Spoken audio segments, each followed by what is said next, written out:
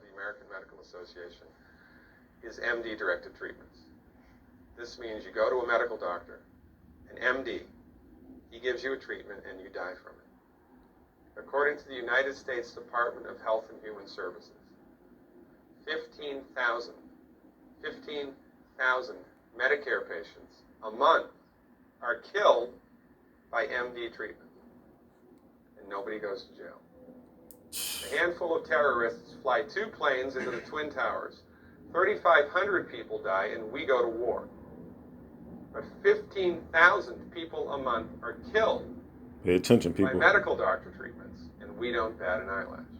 This is because Shout out to Papa Duck. we have been, I don't want to say brainwashed, that's not the correct term, but we have been, for the last 100 years, kind of led into this false belief. You know, I think it was Marcus Welby that started it, that the medical doctor is king and knows everything about everything.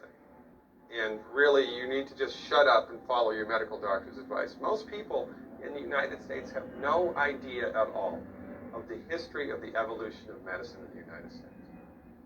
In the early 1900s, it was a relatively level playing field between the chiropractors, the osteopaths, the homeopaths, and the MDs. In 1915, 1920, there was something called the Flexner Report. The Carnegie Corporation funded this man named Abraham Flexner. He went all around the country, and he went on stagecoach and train and horseback. This was before the interstate highway system, right? It took Flexner 5 years to do this. He went all around the country and did an inventory of all of the medical schools that prescribed drugs. He brought the list back to the Carnegies, who own drug companies, and then the Carnegies and the Rockefellers gave millions of dollars of free money to the medical schools and hospitals in the United States that were prescribing drugs. That was the beginning of the end. After the Flexner Report, there was no more level playing field Pay in the attention. United States.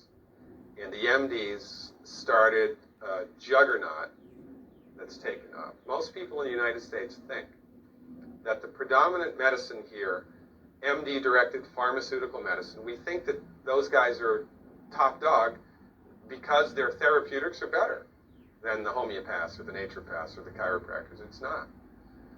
They're in the driver's seat because of political and financial coalitions that were built at the turn of the century that most people have no idea of at all. And it's a gigantic problem. And I mean, it's crazy, right? It's the 3rd leading cause of death.